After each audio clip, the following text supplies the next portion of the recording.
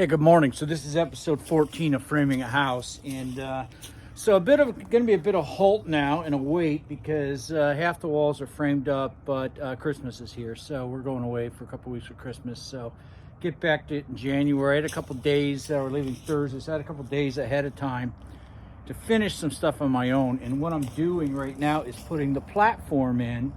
There's a side door that's going to come out right here. I need a platform, some steps. So we've been kind of climbing up and down to work, and it'd be a lot easier if we had a set of steps in. Plus, once that door goes in, the way we've been coming in is going to go away. So, but this is I'll go through a couple things on this because this is the basics of building a deck. This is like a small version of building a deck. So I set the two big posts there, the two 6x6s.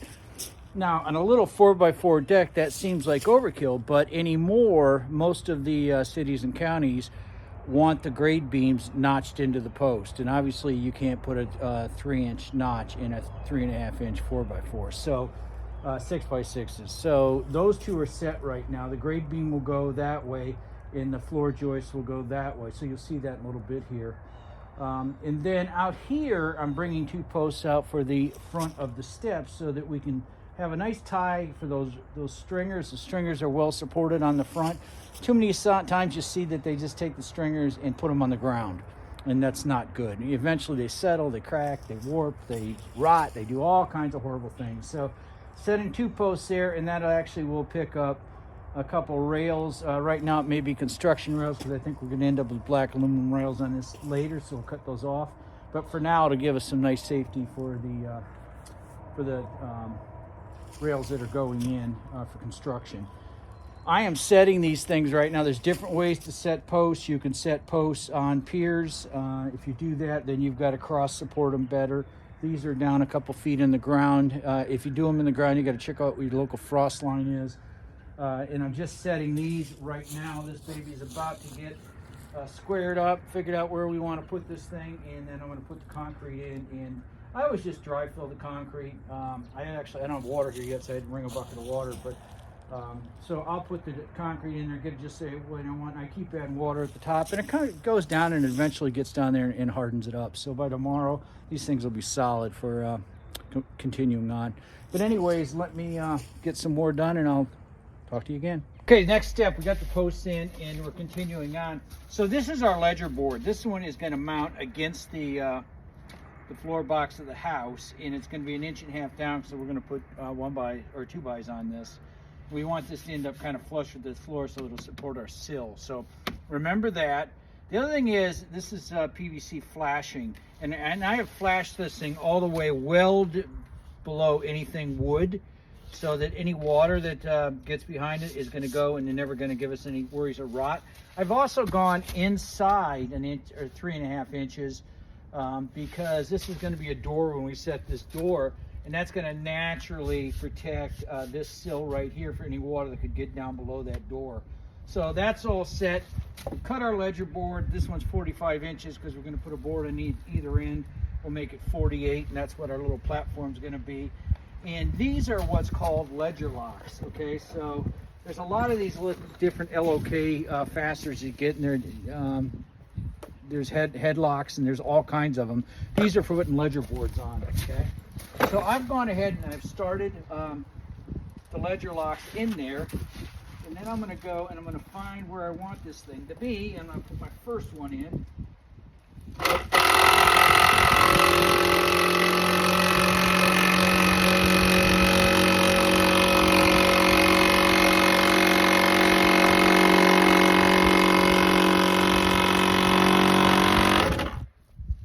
And then I will get a level on this.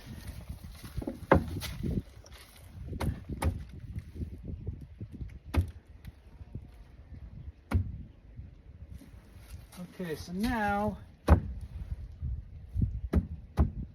that is just the way we want it. I'm going to go ahead and I'm going to drive all 6 of these in.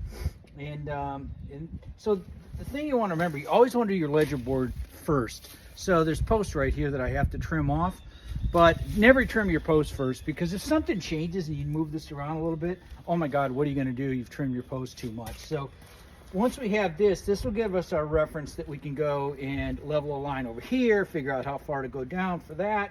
and it gives us all our direction here. So if we built this beam out there and it was in the wrong place, so the ledger board always goes on first in my mind because it kind of dictates everything. So that's why I'm doing this first. So I'm going to drive that in, and then we'll work on trimming posts off. Okay, so I have gone ahead and I've used the bottom of this, because that's going to be the top of my beam, and brought my level, and then I scribed marks around all four sides of both of these posts. Okay, then I've taken my circular saw and have cut as deep as it would go on all four sides. And what that does is it leaves like a little half-inch square right in the middle, that if we come in with our,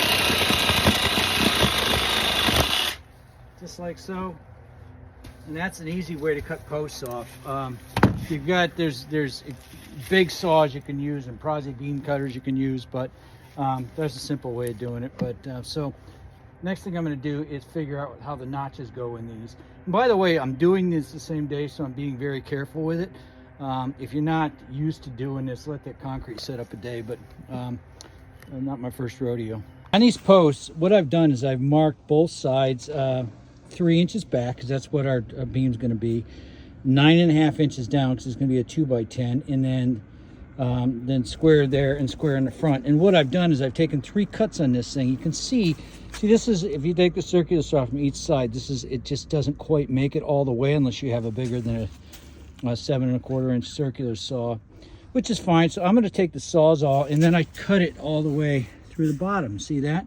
And see, once again, just so I'll take my reciprocating saw now and Sawzall, and I will run it down that, and I'll cut that last little bit out, and we'll have our notch. Okay, so that's the last little bit cut out, and see, we got a perfectly notched post. Now you see what I'm talking about is they want, sometimes this is called a chair. They want these posts now to sit on top of the actual post, so the beam sits on top of it and bolts into it. If this was a 4x4, there would only be a ½ inch left here, so that doesn't work. So even though we didn't need a 6x6 for the weight of a 4x4 platform, we needed to build it the way they want it built now. So I'm going to cut the other one out, and we'll build our beam. Okay, so basically this is the 2x10, two 2x10s for the beam. That's in place. I just put a couple screws to hold it, and then it's also got to be bolted, and it's got 5/8 bolts, carriage bolts, that I'm just tightening up right now. So you drill through that and you can see, so this is, like I say, this is sitting in this seat or saddle, depending on what you want to call it. And then tomorrow, I've got some other stuff I got to go do today, but tomorrow we'll get back on it in the next episode. We'll build the floor box and then talk about building the stairs that will come down that way and go to those posts there. So anyways, there's a wrap of episode 14.